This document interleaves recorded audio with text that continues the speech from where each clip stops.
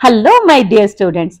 आज मैं आपके लिए लेकर आई हूँ बहुत ही इंपॉर्टेंट वीडियो जो कि आपकी बहुत ही इंटरेस्टिंग पोम ट्राई अगेन से रिलेटेड है, जो कि क्लास 7 का चैप्टर नंबर 2 है। ठीक है, क्लास 7 आपकी इंग्लिश की जो बुक है पूर्वी, उसका चैप्टर नंबर 2 ट्राई अगेन, उसका सेंट्रल आइडिया। ये जो पोम है, इस पोम के अंदर हमें क्या सिखाया गया है, इस पोम का मैसेज क्या है, मॉरल लेसन क्या है, इसका सेंट्रल आइडिया क्या है या थीम क्या है। इनमें से आपको कोई भी क्वेश्चन आ जाता है तो आप इजीली इसका आंसर कर पाएंगे अगर आपने इस वीडियो को ध्यान से देख लिया तो, और अच्छे से समझ लिया। मतलब कि सपोज करो आपको एग्जाम में क्वेश्चन आ जाता है, what do we learn from the poem try again, या फिर what is the moral of this poem try again, या what is the message shared in this poem, या फिर what is the central idea और brief summary. Okay, provide the brief summary of this poem try again. तो इन सब questions का जो answer है वो आज आपको इस वीडियो में मिल जाएगा। तो चलिए स्टार्ट करते हैं आज की वीडियो। सबसे पहले क्या आता है, द पोम। सबसे पहले आपको name of the pome and name of the poet वो अच्छे से लर्न होना चाहिए।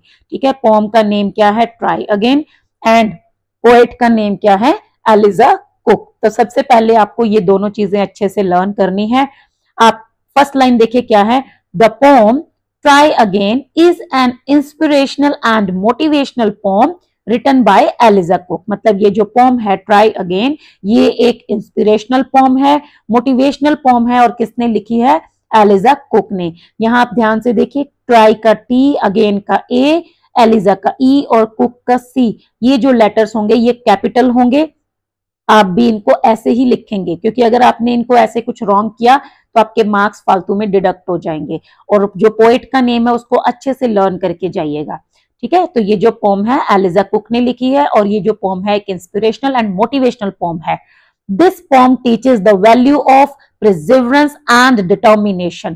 तो ये जो पोम है हमें क्या सिखाती है, हमें सिखाती है डिटर्मिनेशन एंड प्रिजर्वेंस की जो वैल्यू है। मतलब कि मतलब हमारा जो डिटर्मिनेशन का मतलब होता है कि एक ठान लेना कुछ।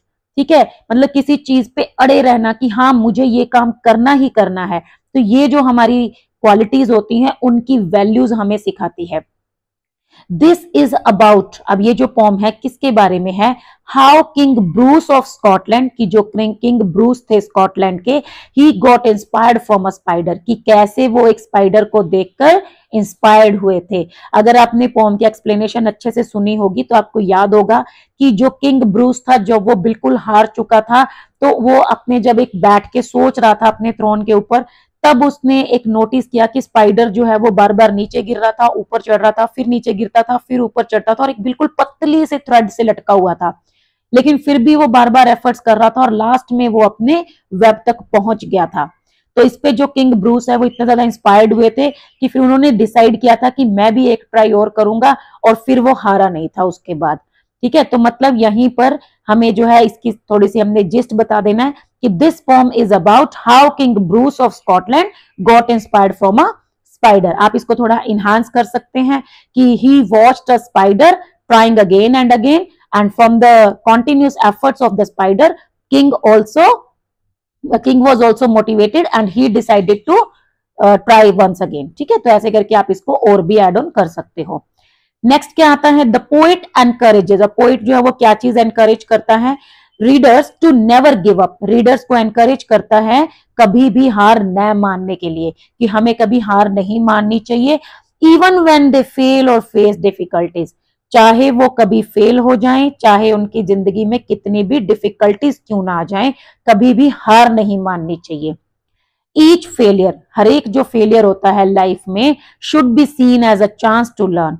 उसको हमें एक सीखने के नए चांस के अकॉर्डिंग देखना चाहिए। मतलब ऐसे सोचना चाहिए कि हमें कुछ और सीखने का मौका मिला है, एंड ग्रो स्ट्रॉन्गर, और उसके बाद हमें और ज्यादा स्ट्रॉन्ग बन जाना चाहिए।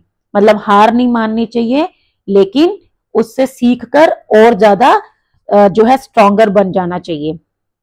द पोम, अब ये जो पोम है वो क्या करती है, एम्फेसाइजेस। अब ये किस चीज के ऊपर एम्फेसाइज कर रही है, प्रेशर कर रही है, that success does not come easily और इंस्टेंटली, कि जो सक्सेस है वो कभी भी, सफलता जो है वो कभी भी आसानी से और एकदम नहीं आती है, मतलब उसके लिए हमें हार्ड वर्क करना पड़ता है, उसके लिए जो है हमें कॉन्टिन्यूस एफर्ट्स करने पड़ते हैं। ये नहीं कि आज एक काम कर लिया और हो गया, नो, आसानी से भी नहीं होगा और एकदम से भी नहीं होगा। आपको लगातार मेहनत करनी पड़ेगी और मुश्किलें भी देखनी पड़ेंगी, उनका भी सामना करना पड़ेगा।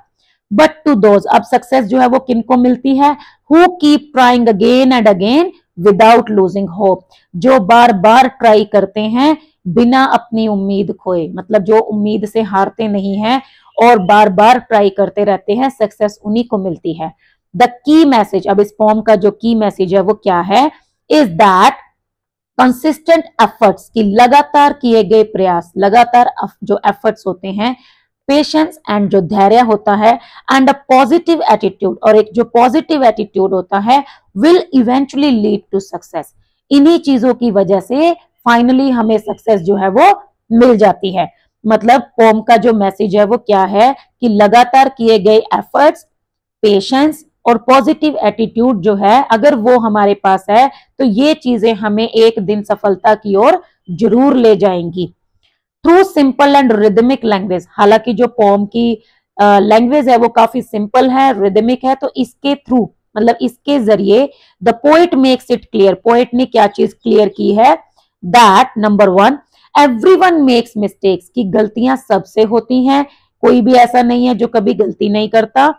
Failure is not the end, it's a step towards learning, कि अगर कभी बाय चांस फेल हो जाए सो डोंट थिंक कि एंड हो गया। फेलियर जो है वो किसी चीज का एंड नहीं है, बल्कि लर्निंग की तरफ एक अगला कदम है। Those who succeed are the ones who keep trying, और जो सक्सीड होते हैं, मतलब जिनको सक्सेस मिलती है, जो सक्सेसफुल होते हैं, वो वही लोग होते हैं जो ट्राई करते रहते हैं। Not the ones who quit, बल्कि वो नहीं जो हार मान जाते हैं।